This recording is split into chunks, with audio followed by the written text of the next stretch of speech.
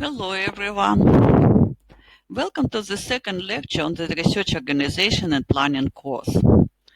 Before we start, let's summarize what have you already learned. You are now aware of definition of science, basic and applied research. You learned about branches and hierarchy of science, research methods, quantitative and qualitative, scientific methods and its stage, ethics of scientific research, steps of research organizing, and PACs. Moreover, you have classified the area of your own research and designed 6 steps of your research. We will certainly discuss your control task assignment later. Now, I am going to help you to understand the basic metrics for evaluating and accounting for scientific publication, so that you can use them to further plan and organize your research. By the end of this lesson, you will know about scientific and scientometric indexes. You will gain knowledge and skills to search for scientific information via scientometric platforms. You will be able to work with the Scopus platform. We live in an era of digitalization. The most scientific publications become data that be processed and found. For the convenience of working with such data, papers are assigned with a digital object identifier (DOI) and authors assigned Research ID and ORCID. Research ID is an identifying system for scientific authors. The system was introduced in January 28 by Thomson Reuters database. The ORCID, Open Research and Contribution ID, is an alphanumeric code to uniquely identify scientific and other academic authors and contributions. This addresses the problem that a particular author's contribution to the scientific literature can be hard to recognize, as most personal names are not unique. They can change, such as with marriage, have cultural differences in name order. So, the point is to provide a persistent identifier for the author. The combined use of the DOI with the Research ID allows a unique association of authors and research articles. You can see examples of my Research ID and DOI for the article here. As you can see, research IDs are different in different scientometric platforms. You are probably wondering how an author gets an ID or an article gets DOI. We will come back to this later. For now, just take note of this. Many scientists write and publish articles. How to find the publication you need? How to ask a question to the author? How do you know which of the journals and which scientist is the most respectable in a particular field of research? So you start looking for information. An acquaintance with scientometric and its main indexes will help you with this. Scientometrics is a field of study which concerns itself with measuring and analyzing scientific literature. Scientometrics is a subfield of bibliometrics. Major research issues include the measurements of the impact of research papers and academic journals, the understanding of the scientific citation and the use of such measurements in policy and management context. In practice, there is a significant overlap between scientometrics and other scientific fields, such as information system, information science, etc. Common scientometrics indexes are as follows: impact factor, science citation index, and acknowledgement index. Science citation index is a citation index originally produced by the Institute for Scientific Information, ICI, and created by Eugene Garfield. It was officially launched in 1946.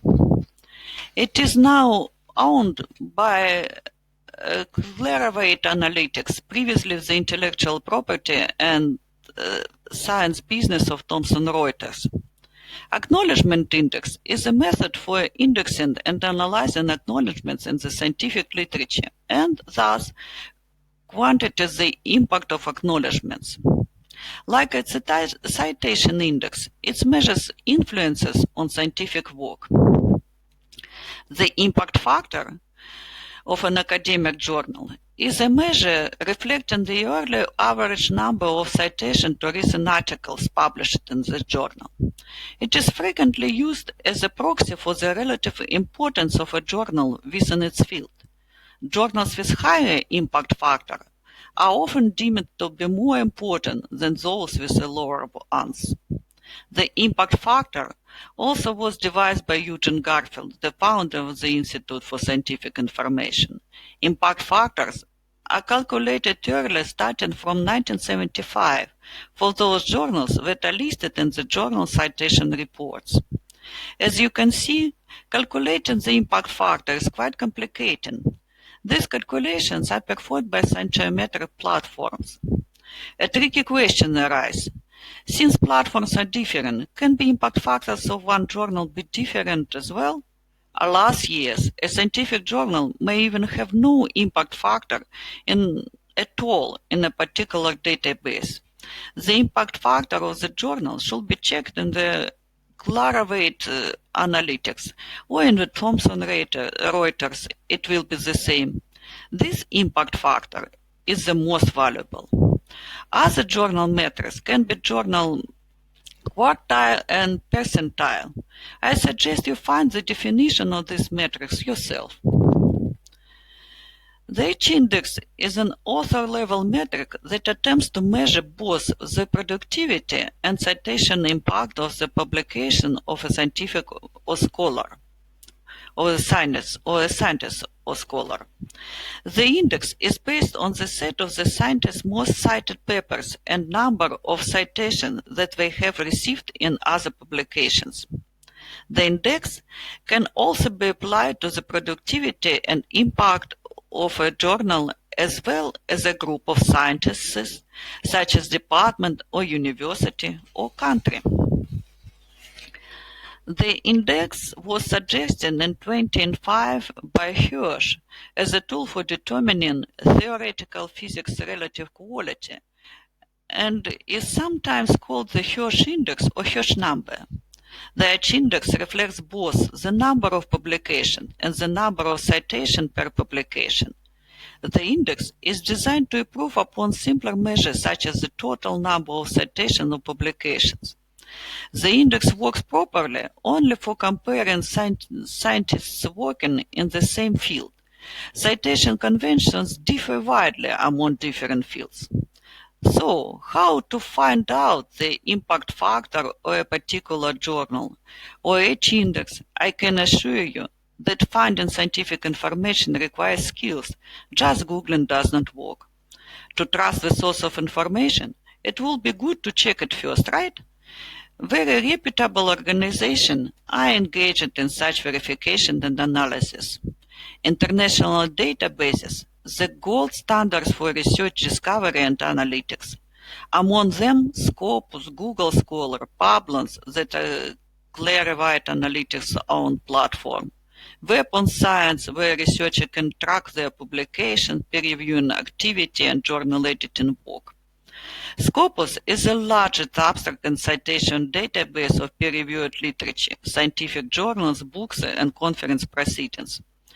ResearchGate is a network dedicated to science. So, I am going to show you how to work with Scopus. For this, I will try to record the screen of my PC to demonstrate how to find out the Hirsch index in the Scopus database and check the scientific citation index and percentile of the journal. I will also introduce it to the ResearchGate platform to you. There are some examples of my profile in Scopus, in Google Scholar, in ResearchGate, and the example how to find the percentile at site score for the journal. But now I'm going to record the new video, as I said. So welcome to the next video, and thanks for watching this.